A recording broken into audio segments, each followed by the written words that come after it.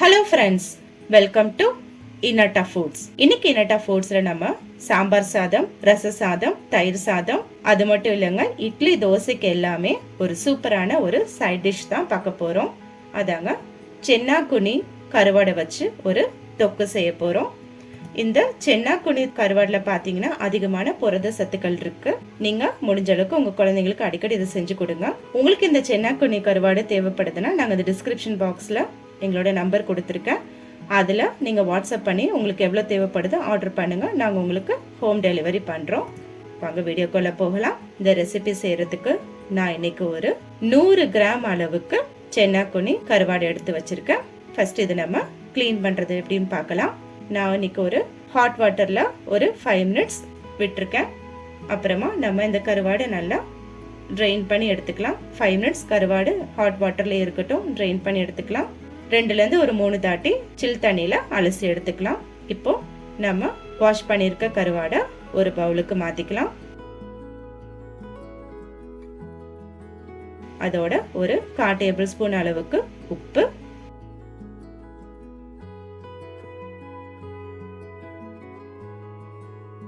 கால் table spoon அளவுக்கு மஞ்சத்தூள்,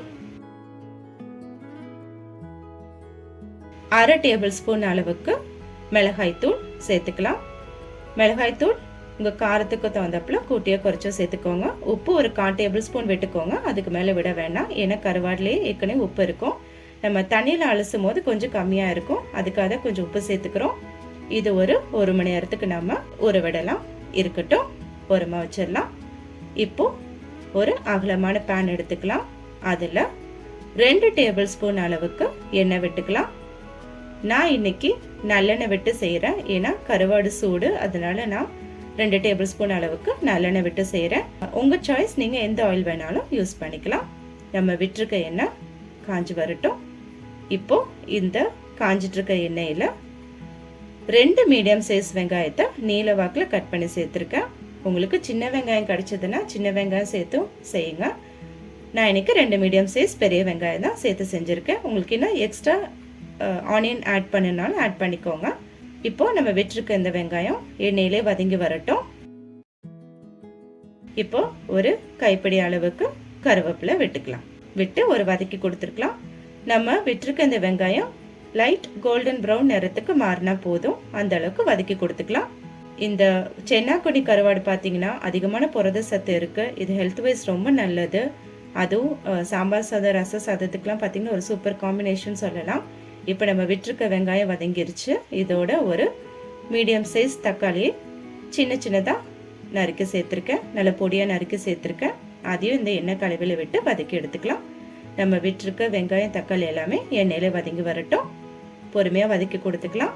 அடுப்பு மிதமான தீயில இருக்கட்டும், ஹை ஃப்ளேமில் வைக்க வேண்டாம். இப்போ நம்ம மேரினேட் பண்ணியிருக்க சென்னாக்குனி கருவாடை இதெல்லாம் விட்டுக்கலாம். விட்டு எண்ணெயில் வதக்கி கொடுத்துக்கலாம். மேக்ஸிமம் 1 hour நம்ம மேரினேட் பண்ண போதும். நம்ம விட்டுருக்க மசாலாக்கள் எல்லாமே நம்மளோட கருவாடில் இறங்கி வந்திருக்கு. இப்போ இந்த மசாலாக்கள் எல்லாமே எண்ணெயில் வதக்கி கொடுத்துக்கலாம். எண்ணெய் அதிகம் சேர்க்க வேண்டாம், 2 டேபிள் ஸ்பூன் அளவுக்கு எண்ணெய் விட்டால் போதும்.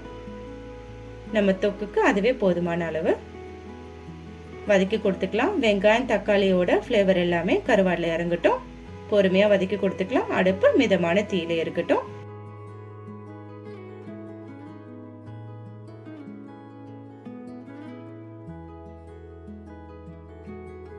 இப்போ நம்ம ஒரு லிட்டு போட்டு க்ளோஸ் பண்ணிக்கலாம். இந்த தொக்கு செய்யறதுக்கு 5 மினிட்ஸ் ஆகும். மேக்ஸிமம் 5 மினிட்ஸ் எடுக்கும், அதுக்கு மேலே ஆகாது. இடையில நான் 2 தாட்டி கலந்து கொடுத்துக்கிட்டேன். லைட்டாக கலந்து கொடுத்துக்கலாம். நான் ஒரு 2 தாட்டி இடையில கலந்து கொடுத்துக்கிட்டேன். நம்ம விட்டுருக்க தொக்கை எல்லாமே நல்லா வதங்கி வந்துட்டு இருக்கு. இப்போ ஒரு லிட்டு போட்டு க்ளோஸ் பண்ணிடலாம். இடையில கொஞ்சம் கலந்து கொடுத்துக்கோங்க. நான் இன்னைக்கு ஒரு 2 தாட்டி கலந்து கொடுத்துக்கிட்டேன். இப்போ ஓப்பன் பண்ணி பார்க்கலாம். நல்லா வெந்து வந்துருச்சு. போதும், பாருங்க, உங்களுக்கு கலந்து காட்டுறேன். நம்ம விட்டுருக்க கருவாடையெல்லாம் நல்லா வெந்து வந்திருக்கு. இப்போ நம்ம அடுப்பை ஆஃப் பண்ணிடலாம். ஆஃப் பண்ணிட்டு ஒரு பிளேட்டுக்கு ட்ரான்ஸ்ஃபர் பண்ணிக்கலாம். ரொம்ப அதிக நேரம் வேக விடணும் தேவையில்ல, 5 மினிட்ஸ் போதும். நம்ம விட்டுருக்க வெங்காயம் தக்காளி எல்லாமே வதங்கினதுக்கப்புறம் இந்த கருவாடு விட்டிங்கன்னா மேக்ஸிமம் 5 மினிட்ஸ் போதும், அதுக்கு மேலே தேவைப்படாது. இப்போ நம்ம இது ஒரு பிளேட்டுக்கு ட்ரான்ஸ்ஃபர் பண்ணிக்கலாம். நான் இன்றைக்கி ஒரு சூப்பரான சாம்பார் சாதத்தோடு தான் இந்த சென்னாக்கொன்னி கருவாடை சர்வ் பண்ண போகிறேன். நீங்களும் சென்னாக்கொன்னி கருவாடு தொக்கை ட்ரை பண்ணி பாருங்கள் உங்கள் வீட்டில். இந்த சென்னாக்கொன்னி கருவாடு உங்களுக்கு தேவைப்படுதுன்னா கீழே டிஸ்கிரிப்ஷன் பாக்ஸில் நம்பர் கொடுத்துருக்கேன், நீங்கள் வாட்ஸ்அப் பண்ணுங்கள், உங்களுக்கு நாங்கள் ஹோம் டெலிவரி பண்ணுறோம்.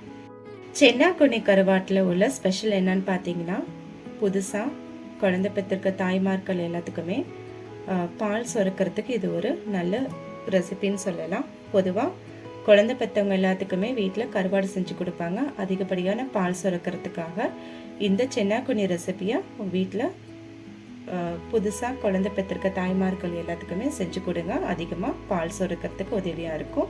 அது மட்டும் இல்லாமல் வெயிட் லாஸ் பண்ணணும்னு நினைக்கிறவங்களுக்கும் இது ஒரு நல்ல ரெசிபின்னு சொல்லலாம்.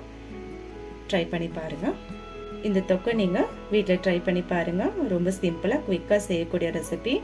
ஈவன் வெறும் ஒயிட் ரைஸ் மட்டும் செஞ்சு இந்த சென்னாக்கொன்னி தொக்கை வச்சு நம்ம சாதத்தோடு மிக்ஸ் பண்ணி சாப்பிடலாம். ஒரு சூப்பர் காம்பினேஷனாக இருக்கும். வீட்டில் ட்ரை பண்ணி பாருங்கள். ட்ரை பண்ணி பார்த்துட்டு உங்களோட ஃபீட்பேக்கை கமெண்ட் பாக்ஸில் தெரிவிங்க. மீண்டும் உங்களை அடுத்த ரெசிபியில் மீட் பண்ணும் வரை பாய், டேக் கேர்.